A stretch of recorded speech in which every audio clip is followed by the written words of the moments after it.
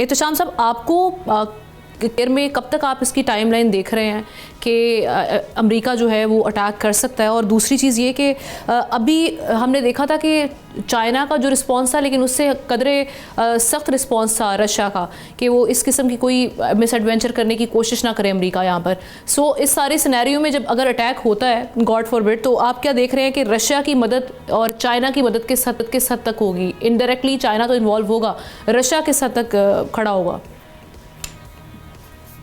देखिए आमना, मैं इस हवाले से बड़ा क्लियर हूँ और डॉक्टर साहब भी इस पर बात कर सकते हैं कि जो सूरत हाल जितनी तेज़ी के साथ बन रही है या हमारे रीजन में जो कुछ हो रहा है, वो जो एक रिस्पांस हमें चाइना की तरफ से और रशिया की तरफ से आ रहा है। भले उन्होंने वेनेजुएला के मामले में भी कंडेमनेशन की थी जी इस तरह की मुहिम जुई से जो है ना वो रोका जाए अपने आप को, लेकिन मुझे नहीं लगता वो इतने एक्टिवली इसमें आएंगे और वो कोई कोशिश करें वो जंग में कूदें और अमेरिका को कोई टफ टाइम दे। मुझे नहीं लगता आमना इस वक्त ये सूरत हाल। दो चीज़ें बड़ी इंपॉर्टेंट है आमना, आपको याद होगा कि ये जो भी प्रेसिडेंट साहब ने बात की है, प्रेसिडेंट ट्रम्प ने, कि जी मैंने क्योंकि फांसियाँ रुक गई हैं, अब जिस अंदाज से लोगों को मारना शुरू किया गया था वो रुक गया, मेरे सोर्सेज ने मुझे बताया। मुझे लगता है मादत के साथ ये ब्लफ भी हो सकता है। पिछली दफ़ा भी ऐसा ही हुआ था। इवन आपको याद होगा हमारे फील्ड मार्शल साहब का भी बार बार उन्होंने नाम लिया, आसिम मुनीर का, कि आप ईरान को ज़्यादा हमसे समझते हैं, आप उनसे बात करें। अभी बातचीत अभी शुरू नहीं हुई थी या हो रही थी तो हमला हो गया था। अब दो चीज़ें बहुत इंपॉर्टेंट है आमना। अब क्या इस हमले को, मुझे लगता है कि ये तैयारी तो उन्होंने कर ली है। अब वो जो पेंटागन ने और CIA ने जो ब्रीफिंग दी है प्रेसिडेंट को, उन्होंने जो बताया है कि जी हमारे बड़े लिमिटेड ऑप्शंस हैं, हम ये जो करेंगे इसके असरात जो है बहुत दूर रस तक होंगे, हमारी इकॉनमी तो डेंट पड़ेगा। रीजन में जो डिस्टेबलाइजेशन होगी उससे हमारे जो जिसको कहना चाहिए इत्तेहादी हैं उनके लिए मसाइल पैदा होंगे, क्योंकि बड़ा वाज़ेह तौर पे ईरान ने हमने कह दिया है कि अगर हम मुझ पर हमला हुआ तो अमेरिकन के जहाँ इंटरेस्ट हैं वो GCC कंट्रीज़ में उन्होंने कहा खुल के हम मारा मारी करेंगे। अब दो चीज़ें हैं मेरी नज़र में। देखिए आमना, उनका न्यूक्लियर प्रोग्राम तो बड़ी हद तक उन्होंने जिसको कहते हैं न्यूट्रलाइज़ कर दिया है, अगर ख़त्म नहीं किया तो। अब उनका बैलिस्टिक मिसाइल प्रोग्राम है, जो बैलिस्टिक मिसाइल प्रोग्राम उनका बहुत आगे चला गया, बल्कि मुकम्मल दस्तरत हासिल हो गई। उन्होंने बैलिस्टिक मिसाइल मारे भी हैं कुछ जगहों पे। आपको याद होगा पिछली जंग में नेतन्याहू के घर के करीब और इधर अपना तल अवीव के आगे पीछे जो मारे गए थे, 10,000 लोग मुसलसल कई दिन तक वो बंकर्स में जा रह रहे थे।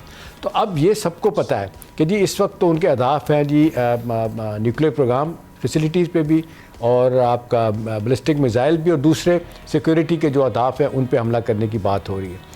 अब इस पे कितना रिएक्शन स्ट्रॉन्ग आएगा, अब इत्तलात यही आ रही हैं। आप डॉक्टर साहब सही कह रहे हैं, वाशिंगटन पोस्ट, बरतानिया का मीडिया, न्यूयॉर्क टाइम ये सारी बातें कर रहे हैं कि ये होने वाला होगा। लेकिन एहतशाम साहब, मल्टीपल फ्रंट्स ओपन करना, ग्रीनलैंड के हवाले से बार बार बयान आना, वहाँ से डेनमार्क की हम देखते हैं कंडेमनेशन आना, वो भी पूरी तरह से तैयार बैठे हैं कि जी अब देख लेते हैं सारे मामले को।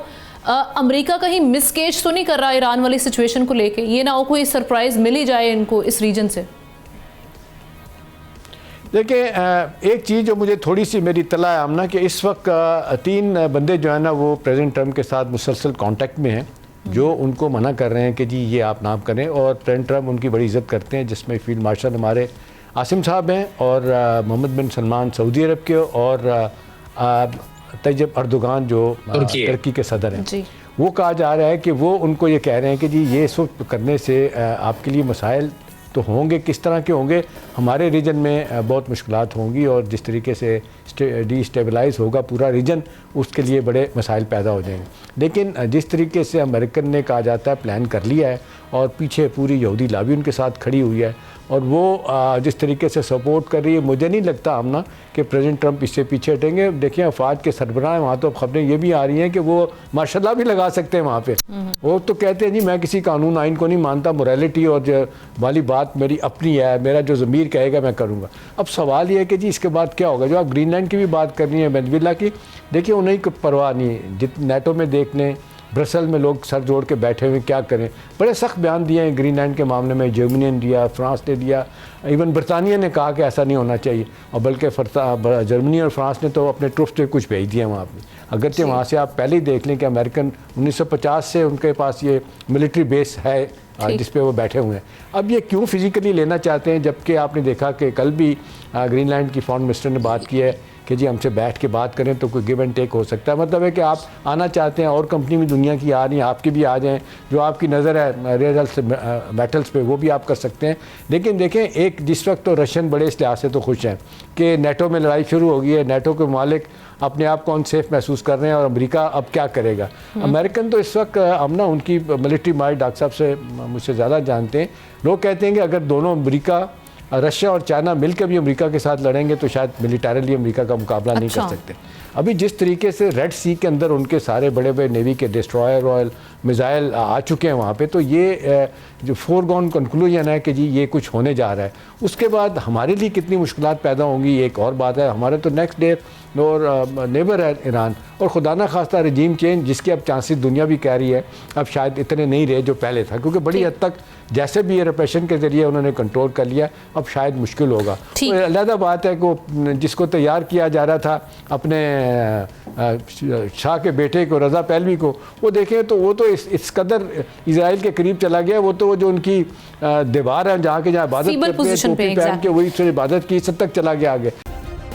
सब्सक्राइब करें और बेल दबाएं ताकि कोई खबर रह न जाए।